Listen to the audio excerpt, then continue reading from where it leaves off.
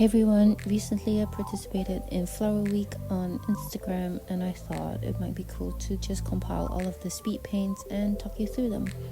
Also, I'm doing a style exploration exercise which I will share exclusively on Patreon. Sneaky self-promotion there. But anyway, here's the first piece and it's based on the dripping flower, which I know as the frangipani. I don't know, maybe they might actually be different flowers, but here we go. So as usual, I start off with a sketch in my sketchbook. I take a photo of that, put that into Procreate, and then I do the line work. And before I lay down the base colors, I was actually trying a new technique to help me pick colors better. So I did a wash of this pale yellow because I wanted this piece to be rather warm, so that when I pick colors and I lay them down, I see if they go well with the yellow in the background. Because if they don't, then it's likely that I picked maybe too cool a shade, and then I would warm it up. I was really happy with this piece. I think that the little details on the flowers themselves were really fun to do, as well as the shadows. I think that was really cool. I don't tend to do, the shadows of the flowers on the person herself, but it was just something I wanted to try. So I tried to keep things really simple with this piece, and I played around with some half-tone brushes to add more texture, and played around with the line art, like different colors, and then I signed off. And now we're on to the second piece, which I think is the tulips. So with this piece, I really wanted to draw a tulip field, but then I don't know, you could call me lazy, I guess. I just didn't want to draw too many tulips. So I wanted to draw just enough to give you an impression of a tulip field, and you'll see how I draw more tulips in the foreground and then fewer and fewer tulips as we progress to the middle ground and then the background. And in this piece, I also wanted to give the impression of movement, or like the wind blowing across the tulip fields. And I do that in, I think, primarily two ways. So firstly, the ribbon, so that's kind of fluttering in the air, but also the tulips. So you see that most of them lean towards the left.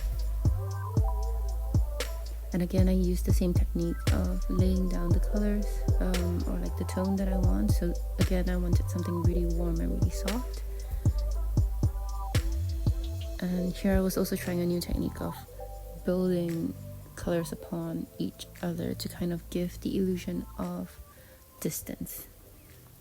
Okay, what do I mean with that? So what I mean is that the area closest to me will have the highest concentration of colors. So you see that the background kind of fades off, whereas near the red tulips, the colors there are a lot richer, a lot more opaque than compared to the background. Okay, and to amp up the feeling of warmth, here you'll see that I added highlights where the setting sun, or like light from a setting sun, might hit her, and I deepened the shadows. I also kind of blurred out the line art so that it really gives this warm,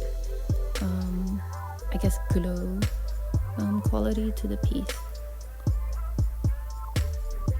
I also ended up changing the color of the fields because, I guess it started looking like the tulip fields were drying out, and that's not really the vibe that I was going for. Here you also see that I lightened the line art for the tulips further away, and again it goes towards giving the illusion that there's some distance. And I think that's that. And the third prompt word was poppies. Maybe I was a little bit tired from drawing all the flowers for the piece with tulips, but I didn't want to draw a giant poppy field. And then I thought, why don't I just draw one giant poppy? And I don't know, I thought it would be cute to use a giant poppy as an umbrella. So that's what I did. and I thought it might be cute that she would be sheltering some fireflies as well, and then I kind of built from that. So again, here you see that I use the same technique to help me pick colors, but this time instead of a pale yellow, I put down a pale blue, because I wanted it to be raining and perhaps in the evening, and that's definitely a cooler ambiance that I would be aiming for.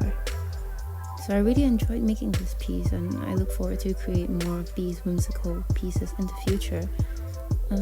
Yeah, so anyway, back to the piece. I think the focal point is definitely in the center of the piece with the giant poppy, her face, and the fireflies. So that's where I concentrated most of my detailing and my rendering. So with rendering, I mean like adding shadows with highlights and things like that. I actually don't know what prompted me to add the leaves, but I'm really glad that I did. So yeah, here's the final piece. Okay, fourth prompt word was water lily, and I don't know why I decided to draw a lotus instead of a water lily, but yeah, I just went with it. So I don't know how I got this idea of having a giant lotus in the middle of a pond and just having a little tourist taking a photo of it. And then I added a little detail of like this sign that says no flash photography, just to give you like even like a greater sense that this was really a tourist attraction.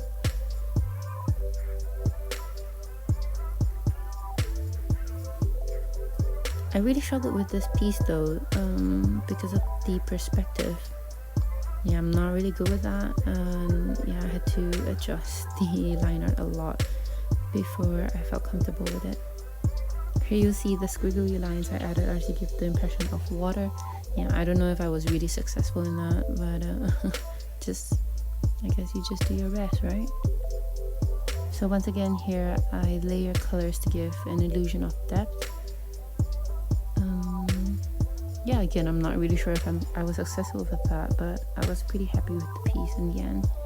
So yeah. And the final prompt is sunflowers. I decided to end Flower Week just as I began it with a portrait. So yeah, I had a lot of fun with this piece, and you'll see that my process is exactly the same, I think. I start with a sketch, do the line art, and then I have a base wash of colors, onto which I layer my base colors, and then I render. You'll also see how I struggle with the placement of the sunflowers.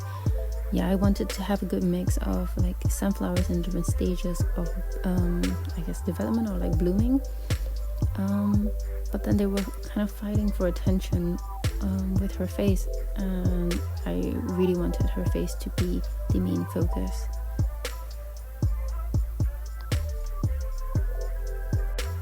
So with this piece, I actually again struggled with the placement of the flowers, but also drawing the sunflowers. I'm just not really used to drawing a flower with so many petals, I guess. So yeah, with this piece I also really wanted for her to kind of radiate warmth.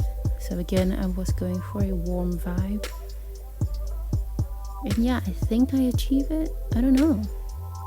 So here you also see that I'm adjusting the color of the line art for the sunflowers, because again, I was trying to work my way towards, emphasizing warmth without making everything red and yellow and orange. And I also added more texture with a half-tone brush. I don't know, I'm really liking that brush. Maybe I'll explore it more. But anyway, here's the final piece. Oh, and yeah, thanks for watching. And maybe I'll see you in the next one. Bye!